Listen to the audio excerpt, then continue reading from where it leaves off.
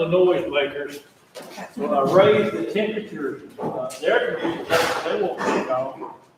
So it might get a little warm, maybe. I don't know. I'll just move a little closer. And then I turned off the ice maker. You need to remind me to reverse everything and find all their ice.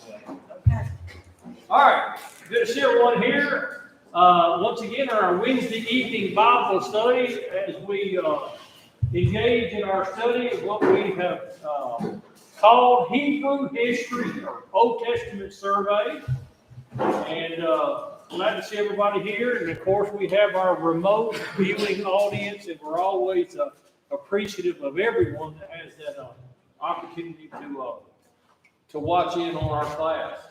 We're specifically been studying from the book of Exodus. We completed our study of the book of Genesis, and we moved into the book of Exodus a couple of weeks ago. And we're just in the first few chapters. Basically, we've done some introductory material. And then also, we're just kind of starting into the text. And one thing that I'm hoping to do is to rely on your background study, the studies you already have, your background knowledge of the book of Exodus, especially as the Israelites leave, the plagues and all those stories that we have been taught, since we were small children. I'm going to have to encourage you to rely on your knowledge and your home Bible study to really go through a lot of that and to gain from it, because I might not spend as much time on the plagues as you might think.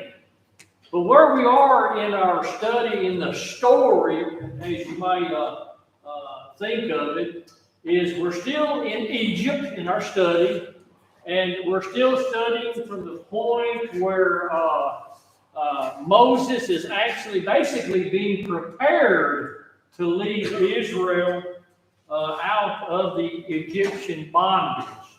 And just a quick question for review. How long have they been in bondage? When they are actually released, how long has it been that they were in bondage?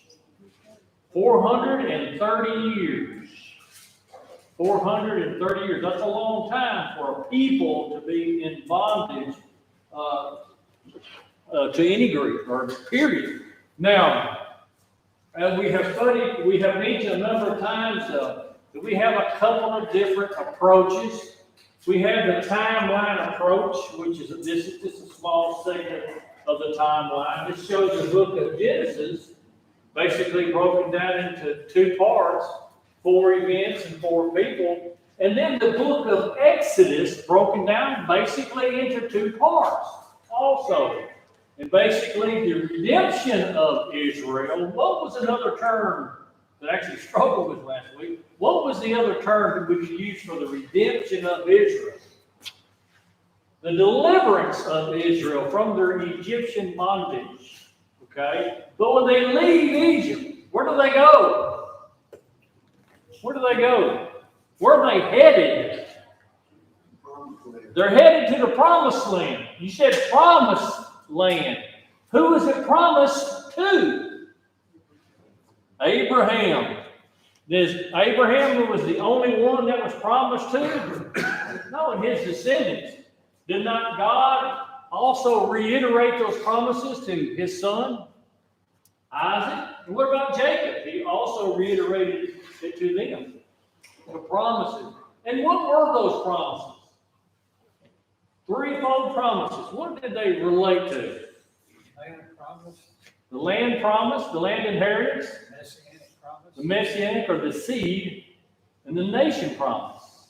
Okay? Now, let me ask this. What is another term for a promise? A contract or an agreement, even the word covenant. So we can think about this, and you may not have in the past, but there's actually, we typically talk about the patriarchal age, correct? Or the patriarchal dispensation. Then we talk about the Mosaic dispensation, then the Christian dispensation. Well, we also affix a term to the Mosaic dispensation as the Old Testament covenant, right? A covenant, an agreement, a contract. And where was it made? contract, that covenant made at Mount Sinai. We're getting close to Sinai in our studies as we follow the travel of Israel. Now, just bear with me for a moment. And then we talked about the new covenant, the New Testament covenant. But there was also another covenant or term we could use, the Abrahamic covenant. Okay? Now, let me ask this. Did the New Testament covenant make void the Mosaic covenant? No, it did not. It fulfilled the covenant. I wish we had time to really dive into that. But also think about this. The Mosaic covenant that we're fixing to get into probably in a couple of weeks when we start studying the delivery of the law on Sinai to Israel. And as we continue in our study of the books of law, the Old Testament covenant, we have to remember that neither covenant made obsolete the prior covenant. Okay? It's basically a fulfillment of those covenants. Now I'm referring to the Abrahamic covenant. God made a covenant or those promises to Abraham, Isaac, and Jacob. And those promises, that Abrahamic covenant, okay, has it been fulfilled today? Has the Abrahamic covenant been fulfilled today? It has. It has been fulfilled. They had the land. We're gonna flesh that out. God completed His obligation to Israel on that. But they have the nation promise. And it has the seed promise in there. All nations of the earth will be blessed through that seed, the seed promise. Okay? All right. But they were fulfilled. They didn't make void. They didn't end one contract, start another. They were fulfilled. They were complementary. Maybe you might use the term they built. And several times as you study through the New Testament, you'll see references to the promises of God. Promises of God. You know, the Mosaic covenant is very valuable and interesting to us. Okay? And it showed us about sin. It taught us about sin. It taught us about relationships with God, how to worship Him. And it taught us about relationships with our brethren, with each other, and strangers, and travelers, and visitors, how to conduct ourselves. Okay? But that Abrahamic covenant is most important to us today.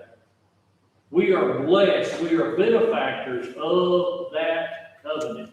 More so, I would say, than the covenant given to Moses. Okay? Because in the Abrahamic covenant lies that promise of a redeemer for mankind. I mentioned the term redeemed, and how that Israel was to be redeemed. Last week in the auditorium class, I'm not sure if everyone had a chance to be there. The method that I used in that class was not necessarily the long, extended timeline type of teaching, nor was it the verse-by-verse study. It was more of a spiritual application approach. And do you remember anything that we discussed last Wednesday evening? If you were, I don't know who was or was not here. What were some of the things that we discussed concerning the spiritual applications of this section, the redemption section right here? What were some of the applications that we made? What were some of how did we apply that? Is this just, basically some people don't like history? Is this just historical facts, or are there spiritual applications, types and antitypes that we can apply? What would you say? What were some of the thoughts we discussed? Talked about redemption, did we not, in our class? If you look, I believe it's in chapter 6. Let's open our Bibles to chapter 6. And I believe it will be in verse 6. Wherefore say unto the children of Israel, I am the Lord, I will bring you out from under the burdens of Egypt, and I will rid you out of their bondage, and I will redeem you with a stretched out arm and with great judgments. Now, what had to happen before Israel was delivered? What was the last straw? Blood. You know, we think about all those plagues, right? You know, of course, the water was turned to blood, the Nile River, okay? Not necessarily blood shed, okay? But the Nile turned into blood, and how all the fish died, and we can talk about all the other 9 plagues that are listed there. The lice, the murrain of the cattle, the flies, the frogs, and all those. And also, one thing I may have not mentioned, that each one of those plagues basically showed God's sovereign power, supreme power over those pagan gods. You know, the Egyptians had many gods. They were a polytheistic culture. They worshipped everything, okay? And each of these, in some way, form, or fashion, that is these plagues, basically show God's power over these, quote, little gods, okay? But now, going back to that original thought, the final straw that broke Pharaoh's back, I guess you might say, was what? Bloodshed. Bloodshed. Now, what's an analogy we can make of that? Bloodshed always is a requirement for what? For what? Does blood have to be shed for our redemption? There's always a requirement there. So there is a type, and any type that we can go to and make application there. Blood is required. You know, Moses went to Pharaoh. Of course, he's using his speaker. We're going to talk a little bit about Moses. We're going to talk a little bit about his character here in a few moments. But Moses, of course, being the spokesman for God, he went to him, number one, with words, and just basically said, let my people go. Okay? Did just those mere words that should have caused and brought forth the redemption of Israel, did that happen? No. What about miracles? The next thing, there were miracles, right? Remember those 2 miracles that he had with him? His staff. Interesting. He had a walking stick, a staff. Shepherds used him, okay? And the next time after he, when Moses at Sinai, God says, what's in your hand? He says, cast it down. It turns into a serpent. And Moses jumps back. From there on out, it's called the rod of God. The staff of God. Interesting, right? It's cool. But did that miracle, that and the leprosy, did those 2 miracles bring about the redemption of Israel? What about plagues? Hardship. Did hardship bring about redemption? What was it? As we said earlier, bloodshed. Bloodshed brings about redemption. Now, was Pharaoh, because we all know the story, how that each time Pharaoh said, yes, take away the plague from me and I'll let you go, and each time he recanted, right? Okay. Why did God tolerate that? Did he have to tolerate that? Prove his power. Prove his power. And we covered this, but I think it's worthy of us going back up. Look in chapter 3, verse 19. Chapter 3, verse 19. We're probably going to do a lot more just continuous application tonight, maybe not so much timeline or specific study. But look in chapter 3, and in verse 19. I'm going to have some help here now. 19, it says, and I am sure that the king of Egypt, this is God speaking, will not let go. No, not by a mighty hand. Okay. Sounds a little bit awkward. And I will stretch out my hand and smite Egypt with all my wonders, which I will do in the midst thereof. And after that, he will let you go. In other words, he says, I know this is what's going to happen. Pharaoh's going to resist. And we knew that he would lie to Moses and say, I'm going to let you go. Take away this plague. Take away the horrors of this plague. And then when God took away, when Moses begged God or spoke to God to let the plague cease and how it was, immediately the Pharaoh reversed his decision. Once again, why did God play with him in that way? Do we know? Do we understand it? What passage it is? Remember in chapter 5, in verse 2, Pharaoh says, who is the Lord that I should obey his voice? And then a little later on, we read about where God is going to do what to Pharaoh. How did we express that? He says, I'm going to what? Lay hands on Egypt. That's a serious, a very serious proposal, I guess you would say. God was going to lay hands on Egypt. And the purpose of it was what?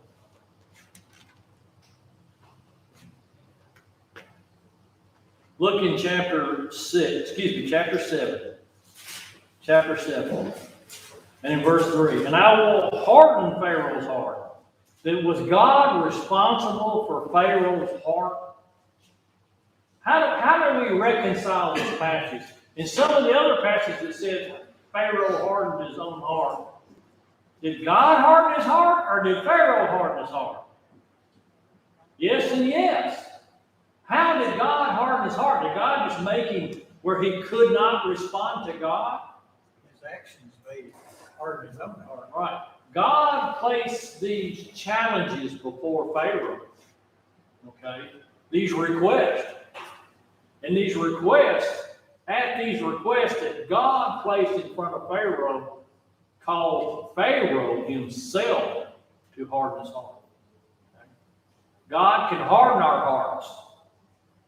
He can harden the heart of man. And he can also soften the heart of man, right? He can melt the heart of man. Now, is that something that's that the spiritualists today, the evangelicals, saying, that's the direct intervention of the Holy Spirit on the human heart? No. No, it's not. It's not. God places requests before us, and either we can obey them, soften our heart, our views, our opinion, and acquiesce and obey, or we can resist and harden our hearts. It's that simple. All right, go back to chapter 7. And I will harden Pharaoh's heart and multiply my signs and my wonders in the land of Egypt. But Pharaoh shall not hearken unto you, that I may lay hand on Egypt and bring mine armies, that's his host, and my people, the children of Israel, out of the land of Egypt by great judgments. This is why. And the Egyptian shall know. I think that's so cool. I've got that underlined. The reason he toyed with them, I guess you might say, that's not even a good way to describe it, I don't guess. But the reason God went through all of these various plagues was to show unequivocally that God was supreme. And the Egyptians shall know. He will defeat all of their gods. He will defeat all of their resistance. He will defeat their supreme ruler. Their God, the God of Egypt, Pharaoh. I am the Lord, when I stretch forth my hand upon Egypt and bring them out of Israel, bring the children of Israel from out among them. Let's make some more analogies or discussions about Israel's plight, where they were, and what took place. Look with me, if you would, in chapter 5. And I know we're kind of moving around. In chapter 5 and verse 1. Okay? What was it that Moses asked Pharaoh to do? Look at chapter 5, verse 1. And afterwards Moses and Aaron went in and told him, Thus saith the Lord God, let my people go, that they may hold a feast unto me in the wilderness. Now think about that. That they can hold a feast, let them go, that they can hold a feast unto me in the wilderness. Keep that thought. Let's develop this just a little bit more. All right, look in chapter 8. Look in chapter 8. And in verse 20. And the Lord said unto Moses, Rise up early in the morning and stand before Pharaoh. Lo, he cometh forth to the water. And say unto him, Thus saith the Lord, Let my people go, that they may serve me. Let them go. I'm going to develop this. Well, a little later on in the same chapter, verse 28, Pharaoh said, I will let you go, that you may sacrifice unto the Lord God in the wilderness. Only ye shall not go very far. Entreat the Lord for me. You know, you can't go very far. Hang on to that thought. Hang on to what's going on here. All right. Now let's go to chapter 10. Chapter 10. Okay. Now this is where he goes in once again, and he says, "Let us go, that they may serve the Lord." Look in chapter 10, verse 3. How long wilt thou refuse to humble thyself before me? Let my people go, that they may serve me. And then that he reiterates this time and time again. Let my people go. There's a point to this. Bear with me. Let my people go into the wilderness. 3 days' journey is what is requested, that they may serve me. Here's a question. What instituted acceptable worship to God at this point? Worship in Egypt or worship 3 days' journey in the wilderness? What was it? Were there terms and conditions for this? Were there terms and conditions for Israel to be released and to go and to worship their God? Absolutely. What were they? That they all go, right? Even their little ones. Because one time, and Pharaoh's bargaining with God, he says, you can go, the men can go, but you got to leave your little ones here. So the women have to stay back too, take care of little ones. No, that ain't going to work. So we're going to go, and we're going to take what else with us, other than our families and our peoples? What else are we going to take with us? Look in chapter 10. In chapter 10, verse 24. And Pharaoh called unto Moses and said, Go ye, serve the Lord. Only let your flocks and your herds be stayed. Let your little ones also go with you. You can go, and you can take your kids with you, and therefore you can take your wives with you. But you got to leave your flocks and all your cattle here. You can go 3 days journey, but you got to leave your cattle here. Look at this. Verse 25. And Moses said, Thou must give us also sacrifices and burnt offerings, that we may sacrifice unto the Lord our God. What were the conditions for acceptable worship of Israel? Burnt offerings. They had to take their cattle with them, correct? Now, here's a point where it's been pretty easy to compromise, right? Let's get out of here, Moses. We've got everything we want. It's just a bunch of dumb animals. We'll go and we'll sacrifice grasshoppers and crickets or something. No. Animal sacrifices were required. Look in verse 26. Our cattle also shall go with us.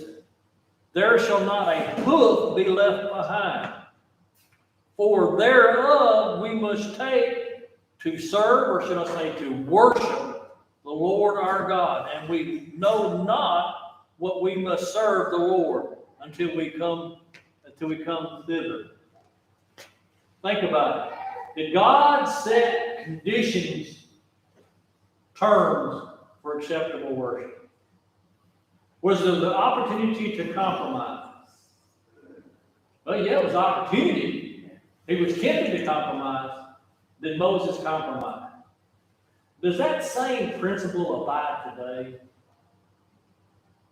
He didn't want to compromise with Pharaoh in any kind of way. There was no compromise. I'm talking about even if we took Pharaoh and his resistance and everything of Pharaoh out of the equation. God said, you're going into the wilderness 3 days journey to worship me with burnt sacrifices and offerings. Take your cattle with you to do that. You got to go do it to be a faithful, obedient child of God. That's acceptable worship. Anything else, anything other than that would be compromise. It would be compromise to worship. Application today. How would we apply that today? Does this principle apply today? Does God set the elements of worship for us? Does God allow us to compromise? Well, we don't really want to take the Lord's Supper every Sunday because it just gets to be routine then. Doesn't mean as much. Our example is what? Every first day of the week. Compromise. There's no room for compromise in acceptable worship. We can't engage in that. No room for compromise. Now, here's another thing. Just, we suppose this. Why did they have to go 3 days in the wilderness? I know that God said, why would you think that God wanted them to go into the wilderness? Was that just God's plan to sneak Israel out of Egypt? Think about it. Was God just trying to devise a sneaky plan? They're going to say, listen, we're going to go worship God. We're going to go out 3 days, and He's going to tell them, hit your trail, don't go back. Was that God's plan? Why would you think that God wanted them to go 3 days into the wilderness to worship Him acceptably? Why? What would they offer sacrifice and Egyptian worship cattle? Maybe didn't, then they had. Good answer. Good answer. We're not really told why. But what does Egypt represent? Bondage,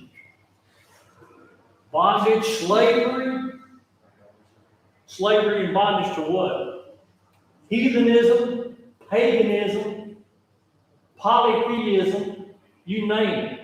Everything that is against God's will resides in Egypt, controls Egypt. Let me tell you, they're very religious people. They controlled Egypt. Can we worship God in a place like that? Is it very challenging? It's possible, difficult. God says, I want you out of this cesspool of sin and debauchery and evil.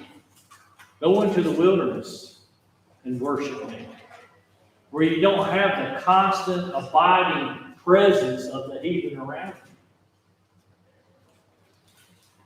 Separate yourself. Separate yourself.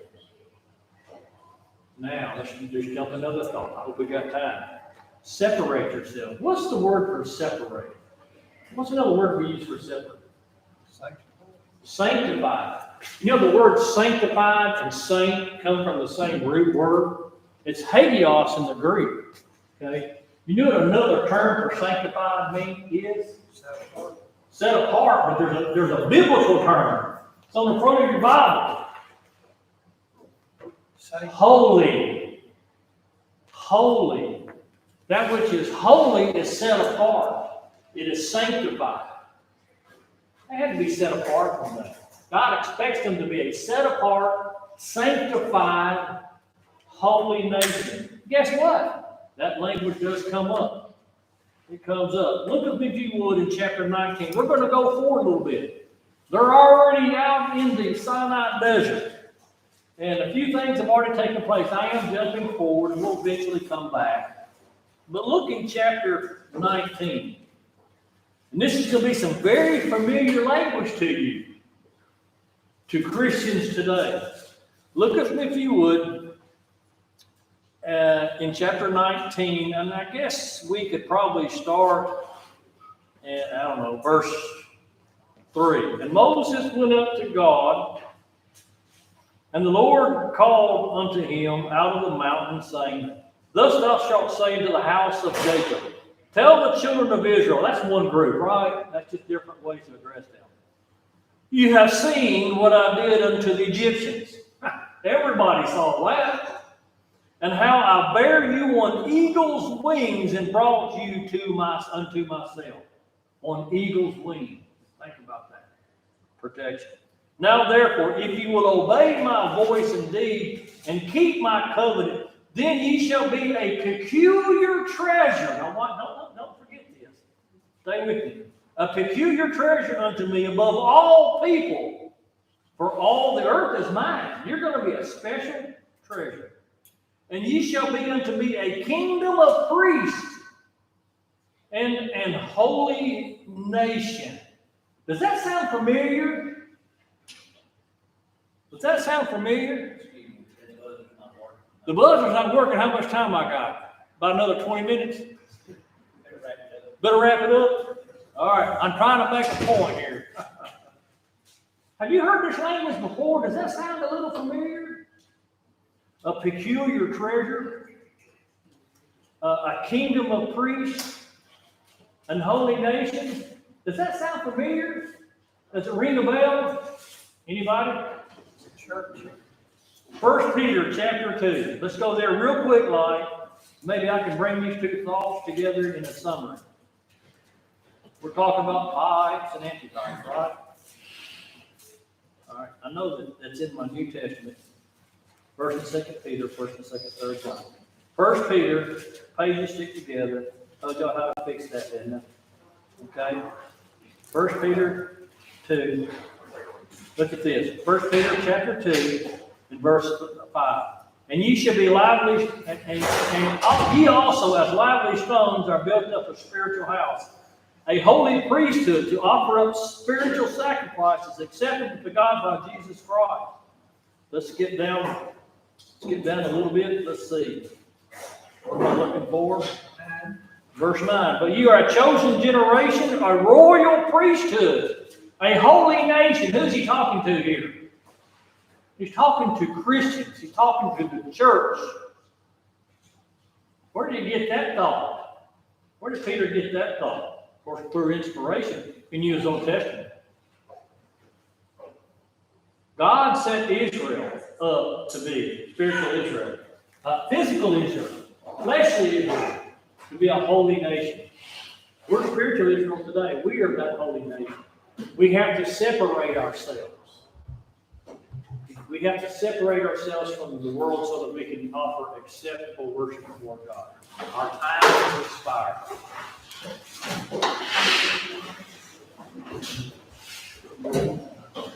I'll turn it back.